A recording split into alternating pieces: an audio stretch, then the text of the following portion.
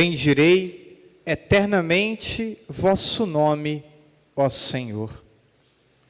Vamos percorrer as 4 leituras que escutamos e nelas destacaremos 4 palavras.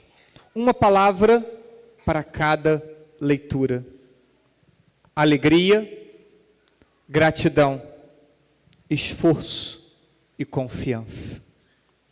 Primeira leitura de Zacarias, capítulo 9, versículo 9. Assim diz o Senhor: exulta, cidade de Sião, rejubila, cidade de Jerusalém, eis que vem teu rei ao teu encontro.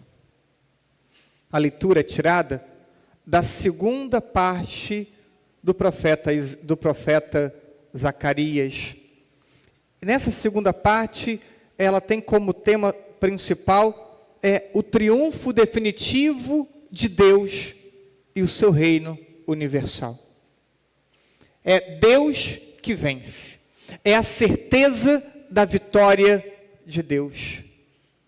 E a reflexão começa então desta forma: se Deus vence, vence também todos aqueles que estão em comunhão com Deus. Não só Deus vence, nós vencemos em Deus, se perseverarmos na comunhão com Ele. E está aqui, hoje, essa manhã de domingo, já é uma vitória. E quantas vitórias ainda celebramos ao longo de nossa vida? Deus vence. Se estivermos em comunhão com Ele, nós também venceremos. E a certeza da vitória é para nós motivo de alegria. Alegria porque temos em Deus a certeza da vitória. A vitória de hoje, a vitória de cada dia, rumo à pátria eterna. No Salmo 144, Ele sustenta todo aquele que vacila e levanta todo aquele que tombou. Nas bodas de Caná, um fato não pode passar despercebido. Os noivos estavam na festa. Não foram eles que deram conta da falta do vinho. Maria percebe a falta do vinho e Jesus realiza o milagre. Deus age em nossa vida não somente quando pedimos o seu auxílio. Deus age em nossa vida tantas vezes que nós nem percebemos. Nós nem percebemos a presença e a ação de Deus, a providência e o cuidado. Mas o Salmo diz para você e para mim hoje: Ele sustenta todo aquele que vacila, Ele levanta todo aquele que tomba. A nossa fragilidade humana é sustentada pela fortaleza de Deus. E quando somos frágeis e caímos, é Ele que nos toma pela mão e nos coloca de pé, como fez com aquela mulher pecadora que seria apedrejada. Ele ergue aquela mulher e devolve a ela a sua dignidade. Mateus estava na coletoria de impostos, profissão tida como desonesta, e ele se levanta e deixa a coletoria de impostos. Deus ergue todo aquele que vacila, levanta todo aquele que tomba. Então, somos convidados a olhar com atenção os detalhes do nosso cotidiano. Somos chamados a buscar uma sensibilidade espiritual para perceber a presença e a ação de Deus em nossa vida. Por vezes, uma coisa extraordinária acontece e a pessoa diz: você teve uma sorte, hein? Deus agindo, Deus presente, Deus contrariando uma lógica humana, e nem quando isso acontece conseguimos perceber a presença de Deus. Então, somos chamados a esse olhar atento. E conforme formos crescendo nesse olhar atento para a presença e a ação de Deus, vai ao mesmo tempo crescendo em nós a gratidão. Obrigado, Senhor, por essa presença. Obrigado, Senhor, pela Tua graça que me sustenta. Obrigado, Senhor, pela tua misericórdia que me coloca de pé tantas vezes quantas eu caio. Não tem outra palavra a não ser gratidão a Deus. Gratidão a Deus porque por vezes temos a vontade de desistir e Ele insiste conosco. Segunda leitura de Romanos, capítulo 8, versículos 12, 13. Se viverdes segundo a carne, morrereis. Mas se pelo Espírito matardes o procedimento carnal, então vivereis. São Paulo fala de carne, trata-se da natureza humana, ferida pelo pecado, inclinada, infectada pela concupiscência. Concupiscência é uma consequência do pecado original. Todos nós temos inclinação ao pecado. O pecado nos seduz com certa facilidade, ao ponto de São Paulo dizer: não faço o bem que quero e faço o mal que não quero. Por quê? Porque nos seduz e por vezes parece não termos força de resistirmos. Diante desse cenário, esse homem é carnal, ele é dominado pelo apetite e pelas paixões desordenadas. Mas Deus não nos deixa no pecado. Jesus se encarna, vem até nós e Ele nos resgata do pecado. Ele dá a sua vida por nós para que pudéssemos viver uma vida nova, uma vida restaurada. Não de pecado, mas no Espírito, na graça, na santidade. Deus nos possibilita um caminho novo a ser percorrido rumo ao céu. Então temos uma dívida com Deus. E essa dívida é paga em uma vida de santidade. Em uma vida que agrade a Deus. Em uma vida comprometida com a vontade de Deus. A nossa segurança não vem por nossas forças, mas pela graça de Deus em nossa vida. Pelo Espírito Santo, então somos capazes dessa vida nova. Sendo que, se Deus possibilita um caminho de santidade, e isso é extraordinário, Deus nos conceder, Ele não percorre esse caminho por você e por mim.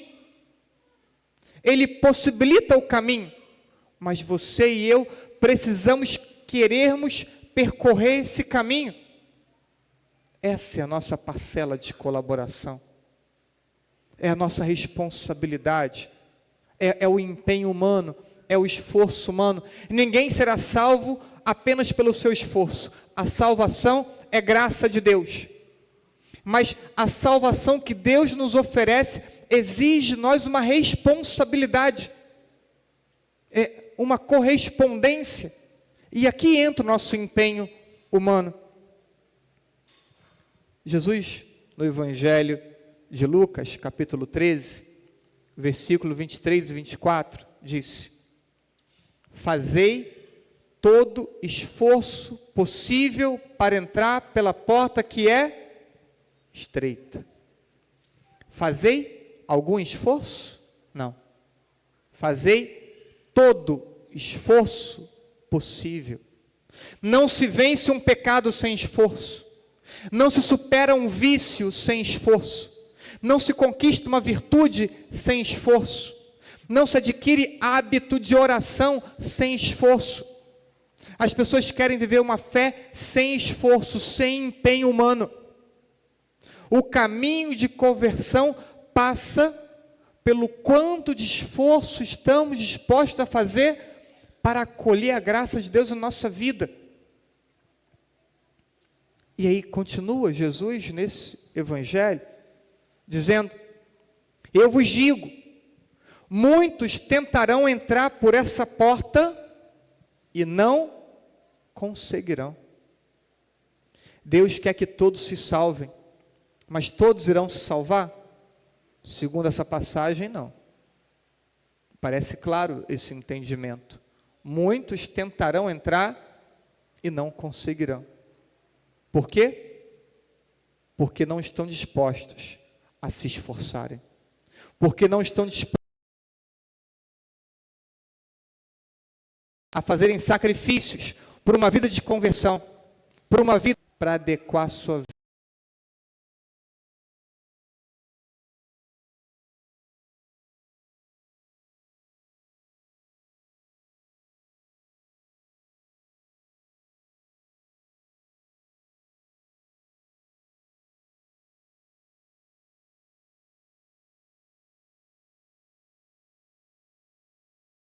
vida à vontade de Deus.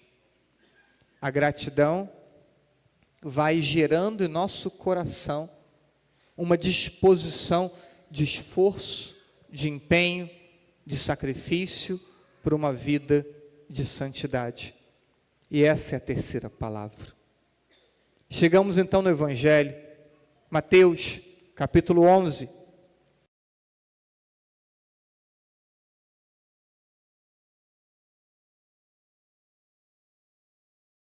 Louvo ao Pai, Senhor do céu e da terra, aos sábios, a homens e mulheres orgulhosos